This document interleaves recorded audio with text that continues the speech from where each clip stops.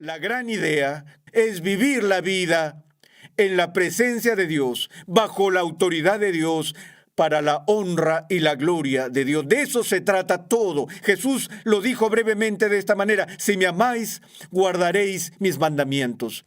Hoy, en Renovando tu Mente, la meta de la vida cristiana.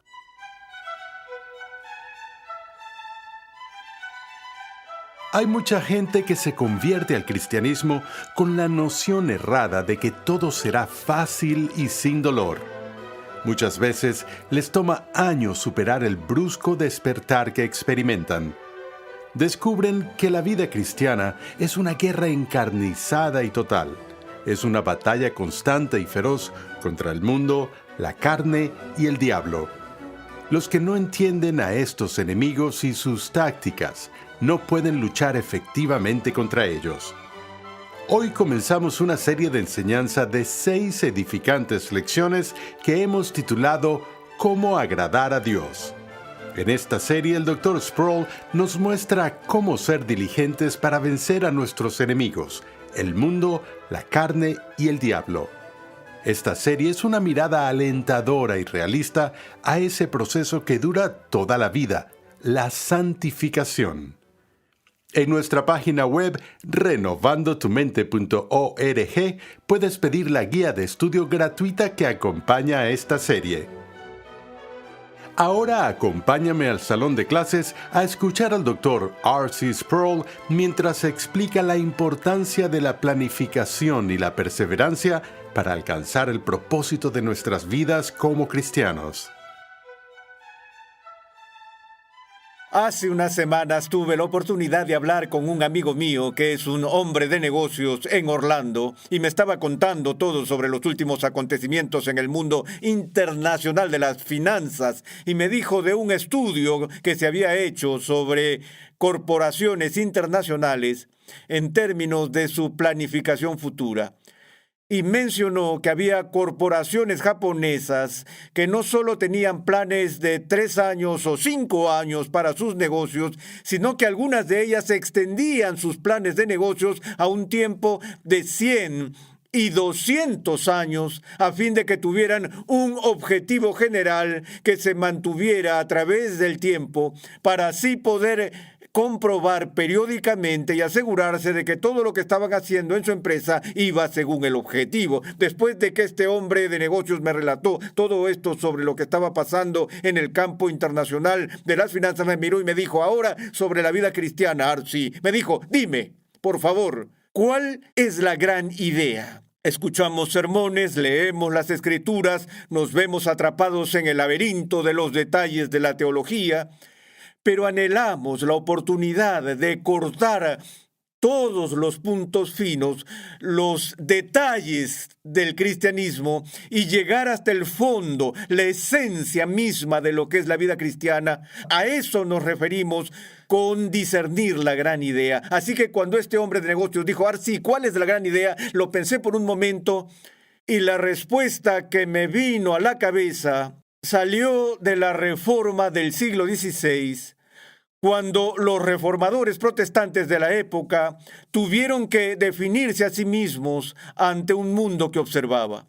Y así tuvieron que cristalizar la esencia de lo que su ministerio y movimiento se trataba. Y de ese proceso de cristalización salió una frase, por supuesto que era en latín, que fue introducida y utilizada con frecuencia por Martín Lutero para declarar la esencia de la vida cristiana. Y Lutero utilizó esta frase, que la esencia de la vida cristiana es vivir la vida coram Deo. Esa puede ser una frase extraña para ti, coram Deo. Literalmente lo que esto significa es delante del rostro de Dios. Y lo que Lutero estaba diciendo simplemente era esto, que la vida cristiana significa vivir toda tu vida en la presencia de Dios. Algunas veces nos comportamos y actuamos con nuestras vidas no como para Dios, sino como para el público que lo ve. y que nuestro comportamiento cuando estamos en secreto puede ser diferente de cómo nos comportamos cuando estamos en presencia de personas cuyo juicio o aprobación buscamos. Pensamos, por ejemplo, en el hijo pródigo cuando suplicó a su padre para recibir su herencia adelantada. ¿Cómo despilfarró ese dinero? Pero antes del despilfarrar esa herencia, ¿qué hizo? Se fue a un país lejano, donde era anónimo, donde nadie lo conocía, donde no sentía que tenía que vivir bajo el escrutinio de alguien que posiblemente podría desaprobar lo que estaba haciendo. Ahora, Lutero dice que debemos vivir toda nuestra vida no como personas que buscan la sombrilla de las tinieblas, donde tenemos una vida secreta, una vida privada que está oculta a la mirada de nuestros amigos o de las autoridades, sino que nuestras vidas deben ser vividas abiertamente en presencia de Dios, delante del rostro de Dios, practicando una especie de ser conscientes de Dios en cada instante. Ahora, a eso le añadimos un par de otras ideas, pero la gran idea del cristianismo es vivir coram Deo, es vivir toda la vida en la presencia de Dios, bajo la autoridad de Dios y para la honra y la gloria de Dios. Déjame repetirlo. La gran idea, coram Deo, es vivir la vida en la presencia de Dios, bajo la autoridad de Dios, para la honra y la gloria de Dios. De eso se trata todo. Jesús lo dijo brevemente de esta manera: si me amáis, guardaréis mis mandamientos. Es decir, si quieres agradarme, me complaces haciendo lo que he mandado que tú hagas. Pero vivir este tipo de vida, obviamente, al principio suena bastante idealista. No hay nadie que viva toda su vida en un constante sentido de estar en la presencia de Dios, y ninguno de nosotros es tan justo que todo lo que hace está en sumisión a la autoridad de Dios, ni lo hace para su honra y para su gloria. Podemos decir eso religiosamente y definirlo teológicamente, pero poner eso en práctica viva, real, no es algo sencillo de hacer. Podemos emocionarnos y entusiasmarnos emocionalmente y tener experiencias espirituales donde hacemos votos y promesas. Oh Dios, ya saben, mi vida es tuya, mi corazón está en el altar, te voy a complacer y voy a vivir para ti. Pero a través de las actividades cotidianas y las presiones que se nos vienen encima, ese celo y esa emoción empiezan a desvanecerse y caemos de nuevo en nuestros patrones anteriores, donde vivimos en ausencia de Dios, desafiando a Dios y para nuestra propia gloria.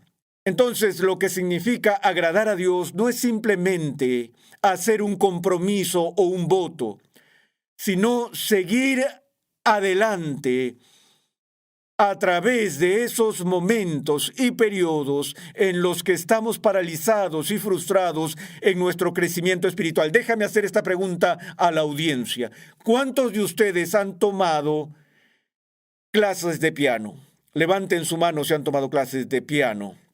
Alrededor de 3 de cada 4 en el público han respondido y han dicho que han tomado clases de piano algún momento en sus vidas. A propósito, algunos de ustedes ejercen actualmente como concertista de piano. No encuentro a ninguno de esos aquí. No es extraño que cada año, bueno, no cada año, sino en el transcurso de años, que literalmente millones de personas en los Estados Unidos de América empiezan clases de piano.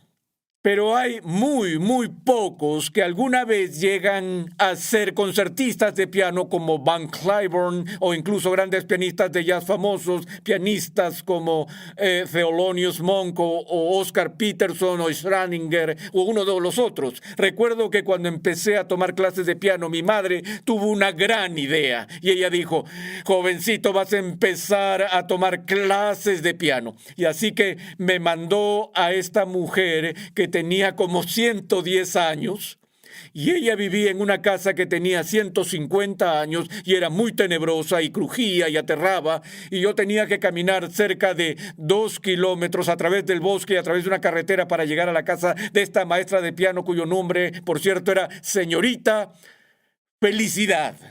¿Sabes lo que es un nombre equivocado? Ese es un nombre equivocado. El nombre de esa mujer era Señorita Felicidad y ella trajo cualquier cosa menos felicidad en mi vida haciendo todos estos ejercicios. Pero recuerdo vívidamente mi primera lección. Entré en esta casa aterradora, espeluznante, vieja y tenebrosa, y me senté en ese banco junto a esta mujer que era tan aterradora y espeluznante y tenebrosa como la casa, y ella abrió la primera lección de la serie de libros para piano de John Thompson y me mostró en el teclado donde se encontraba do central. Y luego me dijo que tocara do central con mi dedo índice y seguí la primera lección en la página. Incluso recuerdo las palabras. En la medida que tocaba do central repetidamente con mi dedo índice de mi mano derecha, la canción iba así: estoy tocando do central. Los que tienen tono perfecto saben que no estoy cantando en do central, pero así fueron las palabras: estoy tocando do central. Entonces la mano izquierda tocaba la misma nota: puedo tocarla bien, ¿ves? Yo dije, oye, esto es pan comido. Empecé las clases de piano con un frenesí, con gusto. Fue simple y arrasé hasta la primera mitad de la serie de John Thompson en solo unas semanas y tuve visiones de convertirme en un gran pianista. 5 años más tarde, dejé de tomar clases de piano y solo llegué hasta la mitad del libro del segundo curso de John Thompson. Mi desarrollo como pianista se detuvo, quedó paralizado, llegó a un punto de dificultad que indicaba una meseta donde quedé atascado, quedé paralizado, no pude seguir adelante. Pero lo que aprendí de la vida estudiando piano es esto: que tenemos una tendencia a iniciar rápidamente ciertos proyectos e involucrarnos y estar absortos en aquello que estamos tratando de aprender o tratando de lograr o tratando de hacer, y tan pronto como nos encontramos con un obstáculo o llegamos a una de esas mesetas difíciles donde quedamos temporalmente paralizados, ahí es donde renunciamos, decimos: he llegado al límite de mi habilidad. Ya no puedo más. Pero la única manera de avanzar en cualquier proyecto es perseverar a través de ese nivel de parálisis para que podamos superar el bloqueo y seguir adelante. De hecho, si nos fijamos en algo, verán que cuanto más alto vayamos en nuestros intentos de dominar un procedimiento, más fácil es mejorar y mejorar después de aprender a superar esas mesetas. Ahora, ¿qué tiene que ver eso con agradar a Dios? Obviamente, no todos estamos llamados a ser pianistas clásicos, pero todos estamos llamados a agradar a Dios. He hablado muchas veces sobre la prioridad de la vida cristiana, tal como Jesús la declara en su enseñanza cuando Él les dice a sus discípulos que busquen primero el reino de Dios y su justicia, y todas las otras cosas les serán añadidas. En otra parte, Jesús hace una declaración muy extraña y enigmática sobre este reino de Dios. Habla de la aparición del reino de Dios y llama a sus discípulos a ir y contar del reino de Dios, y dice que los violentos la conquistan por la fuerza. Ahora bien, eso tal vez puede ser una idea negativa que sugiere que los enemigos del reino de Dios utilizan la violencia para tratar de oponerse al reinado de Dios, o puede significar, y creo que significa, que lo que él está diciendo es que aquellos que se toman en serio lo de agradar a Dios no son casuales o negligentes en su búsqueda del reino de Dios, sino que son como hombres violentos que asaltan las murallas del enemigo hasta que las derriban. Jesús dijo, así es el reino, es como una mujer que ha perdido una moneda y ella barre toda la casa y la pone de cabeza. Ella está obsesionada hasta que encuentre esa moneda. No puedo imaginar cómo Jesús fue lo suficientemente ingenioso en el siglo I como para contar una historia basada en la vida de mi esposa. Si vieras lo que sucede en mi casa cuando mi esposa pierde su bolso, sabrías lo que Jesús tenía en mente cuando él hablaba de esta mujer barriendo la casa de lado a lado para encontrar esa moneda. Mi esposa siempre está escondiendo cosas para mantenerlas a salvo de ladrones o no sé de qué las está escondiendo, pero ella tiene estos escondites insólitos para sus joyas y para su bolso. El único problema es que después de que ella los esconde, se olvida dónde los esconde. Y han sido escondites tan insólitos que no puede encontrar lo que ha escondido. Y luego tenemos que pasar por el proceso de levantar las alfombras, sacar los cajones del armario, revisar la ropa de invierno, todo para tratar de encontrar esa cosa. Jesús dijo, el reino de Dios es como un hombre que encuentra una perla extraordinaria, tan preciosa y tan valiosa, singular en su magnificencia, que esa persona tiene una pasión tan profunda por poseer esa perla, la cual es más costosa que cualquier otra perla, que él va y vende todo lo que tiene para poder poseer esa sola perla. Jesús dijo, el reino de Dios es como un hombre que perdió a su hijo.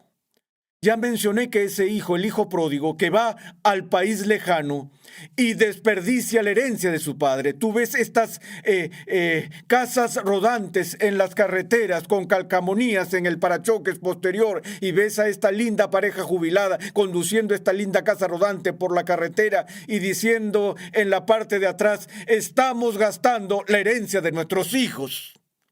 Bueno, como verías que tus hijos gasten la herencia por adelantado antes que te mueras, y cómo verías si hay un letrero en el auto del hijo, en la parte posterior del auto que dice, estoy gastando el dinero de la jubilación de mi padre. Esto es lo que hizo el hijo pródigo. Él fue y desperdició todo lo que su padre trabajó tan duro para ganar. Y luego deshonró a la familia con su vida desenfrenada. Ya conocen la historia. Pero, sin embargo, cuando volvió en sí, y en total degradación y humillación, después de vivir con los cerdos y oler terrible, con la cabeza inclinada y en ruinas, empezó su camino a casa. Él se dijo a sí mismo, me levantaré e iré a mi padre. Pero el punto de la historia es que cuando ese hijo todavía estaba lejos, el padre ansioso, ya que no sabía nada de lo que le había sucedido a su hijo desde que se fue, vio venir a su hijo a lo lejos y se nos dice que el padre saltó de donde estaba y corrió a su encuentro por el camino. Y es decir, en aquellos días los patriarcas judíos llevaban túnicas. Ahora solo puedo ver a este hombre con las rodillas descubiertas corriendo por el camino para encontrar a su hijo. Y cuando alcanzó a su hijo puso sus brazos sobre su cuello y lo abrazó y ordenó a sus sirvientes que mataran al ternero engordado, que consiguieran el anillo familiar. Y le dio honor a su hijo. Él dijo, porque mi hijo estaba muerto y ha vuelto a la vida. Todas estas parábolas, el hijo pródigo, la moneda perdida, la perla de gran precio, son parábolas que enfatizan la importancia de avanzar en pos del reino de Dios, de avanzar más allá de los puntos de parálisis, la meseta donde las cosas se vuelven tan difíciles que nos detenemos. Ahora, ustedes que son cristianos, recuerden los inicios de su experiencia cristiana, el celo, el fuego y la pasión que tuvieron. Probablemente alejaste a todos tus amigos porque eras odioso y demasiado insistente y estabas tan emocionado que querías contarle a todo el mundo lo que te pasó. Todos pasamos por eso, pero luego hemos aprendido a adaptarnos. para acomodar a nuestros amigos y hemos aprendido a ajustar nuestras metas hacia abajo, porque al comenzar a crecer, como una especie de brote de pubertad, de repente llegamos a esa meseta y nos calmamos. Dijimos, voy a leer la Biblia de principio a fin. Pasamos por Génesis, pasamos por Éxodo y luego llegamos a Levítico. Y muchos de nosotros paramos cuando llegamos a Levítico. Algunos perseveraron a través de Levítico hasta llegar a Números y después de empezar Números dijeron, no puedo más, y entonces renunciaron. Y esto es lo que pasa. Empezamos, pero no terminamos lo que empezamos. Damas y caballeros, lo que agrada a Dios es alguien que se anota por toda la vida. Alguien que ora todos los días.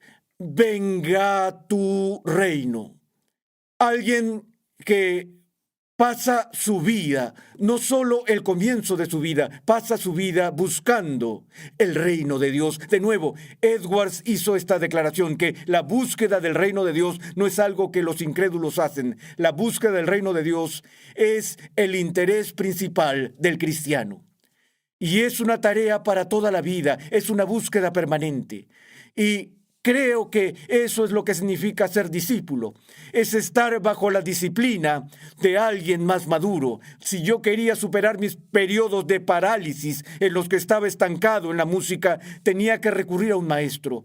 Un maestro que estaba al otro lado de esa meseta y que podía ayudarme a cruzar el umbral hacia una nueva liberación y a una nueva libertad, y creo que lo mismo es cierto en la vida espiritual y en el crecimiento espiritual. Por último, permítanme darles esta ilustración de cómo Dios está complacido por aquellos que buscan su reino.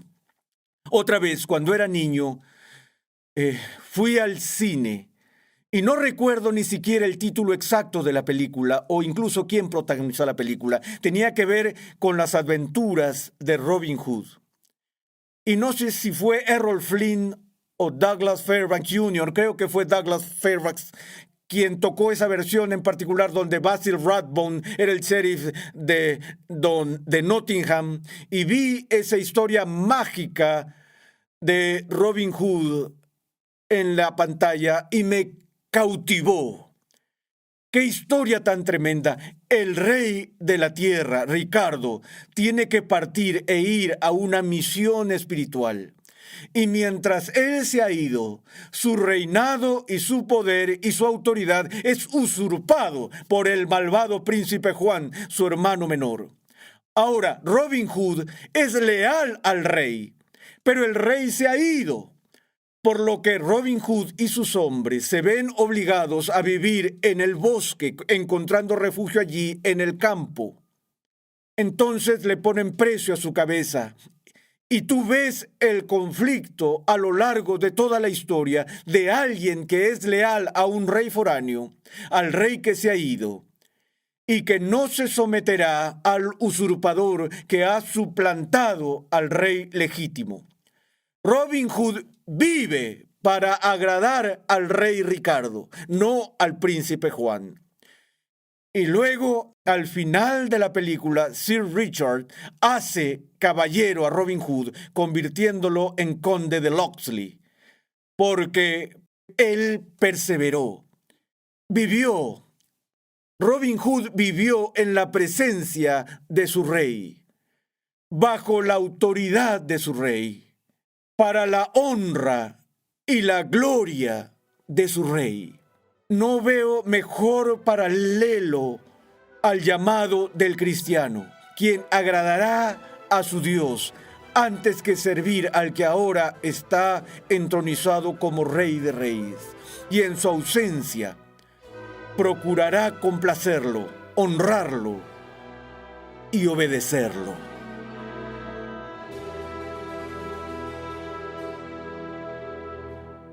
Estás en sintonía de Renovando tu Mente con el Dr. R.C. Sproul. Te invitamos a visitar nuestra página web renovandotumente.org, donde podrás solicitar gratuitamente la guía de estudio de esta nueva serie.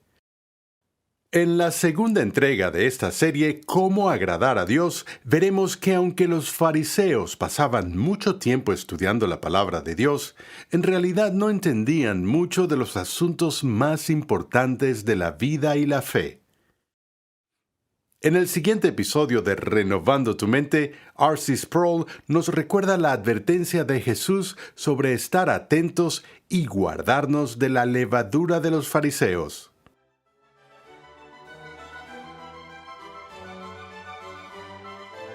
Renovando tu Mente es una producción de los Ministerios Ligonier, la confraternidad de enseñanza del Dr. R.C. Sproul.